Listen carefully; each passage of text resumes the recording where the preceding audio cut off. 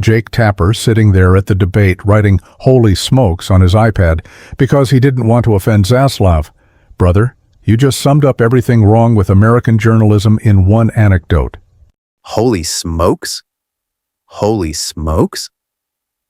My man watched the leader of the free world have a public stroke and wrote "Holy smokes" like he's Ned Flanders covering Watergate. But here's the delicious part. Tapper knew. They all knew. 200 sources suddenly singing after the election? Please. This is Washington's oldest dance.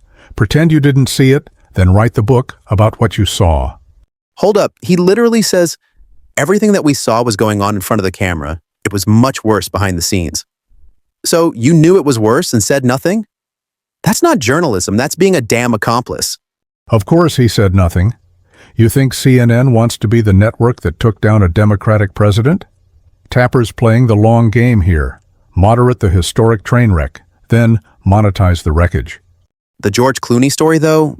Exquisite. Biden doesn't recognize George Clooney, the man who just raised $30 million for him, and Obama's standing there watching this whole thing like a man watching his legacy dissolve in real time. You notice Obama told Clooney not to publish that op-ed? Even Obama's still playing protect the party. Nah. Let's talk about this Politburo nickname. Donilon and Ricchetti running the show like it's the Soviet Union, and everyone just accepted it? That's power, kid. Real power. They turned cabinet meetings into dinner theater. What are you going to ask? What's your answer going to be? Brilliant, actually.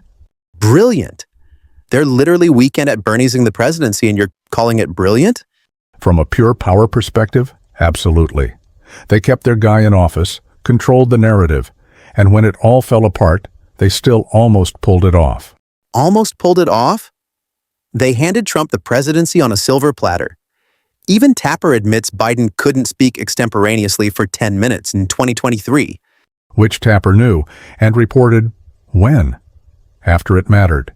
This book isn't journalism, it's revenge served at exactly the right temperature. You see what kills me? Bill Daley tried to get other Democrats to primary Biden. Reached out to Pritzker, Newsom, Bashir. Nobody would do it. The whole party was in on the con. Because that's how you maintain power. You don't break ranks. Dean Phillips tried, look what happened to him, defenestrated, as Tapper so eloquently put it. So we're just going to ignore that Biden's doctor, his family doctor who helped with Bo's cancer, refused to do a cognitive test? I see him every day as not a medical evaluation.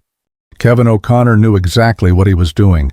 You don't stay White House physician by telling uncomfortable truths. This is insane. Tapper says Biden was mumbly and incoherent in spring 2024. Cabinet secretaries were upset and disturbed, but everyone just kept quiet? Until the book deal, yes. That's the new Washington journalism. Witness the catastrophe, write the postmortem, cash the check. And what about this 7-hour versus 8-hour sleep thing? Big difference between Joe Biden getting 7 hours and 8 hours. That's not a defense, that's an admission. My favorite part? Tapper writing his little holy smokes note during the debate because he thought maybe Zaslav was in the control room. Even in that moment, he's thinking about his boss, not the story. We beat Medicare. The man said we beat Medicare and Tapper just kept moderating.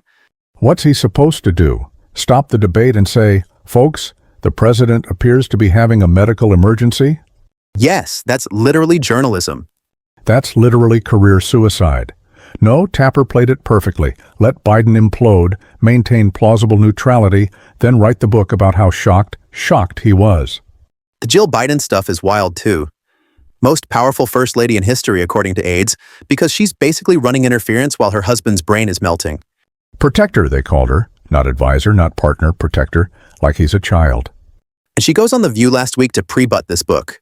Prebuttal. I hate that we live in a world where that's a word. And makes it worse. Putting Biden on TV to prove he's fine is like putting a drunk driver behind the wheel to prove he's sober. But here's what Tapper won't admit. He needed Biden to be incompetent for this book to work. Every holy smokes moment, every shuffling entrance, every forgotten name, that's a chapter. Oh, so now Tapper's the villain? There are no heroes here, just players playing their positions. Biden's people hid the decline, the media pretended not to see it, and now everyone's cashing in on the tell-all. What about the wheelchair discussion? They were privately talking about putting him in a wheelchair if he won. After the election, of course. Can't let the voters see that. This whole thing makes me sick. Robert Hur says Biden's an elderly man with a poor memory, and everyone attacks Hur for telling the truth. Because he broke the code. You don't say the quiet part loud until it's book season. And Granger, just casually collecting a congressional salary while checked into a dementia facility. The gerontocracy protects its own, always has. Tapper admits it himself. Trump saw Biden destroying himself and just got out of the way. I don't think he knows what he said either.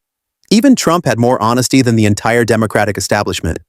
Trump recognized a gift when he saw one. Why interrupt your enemy when he's defeating himself? But Tapper enabled it. He sat there, feet away, watching a man who couldn't put thoughts together, and his big revelation is writing "Holy smokes" on an iPad. And now he's got a bestseller. The system works exactly as designed. For who? Not for the people who needed to know their president couldn't function past 4 p.m. Oh, Jalen, still believing the people have a right to know. How refreshing. So what, we just accept this?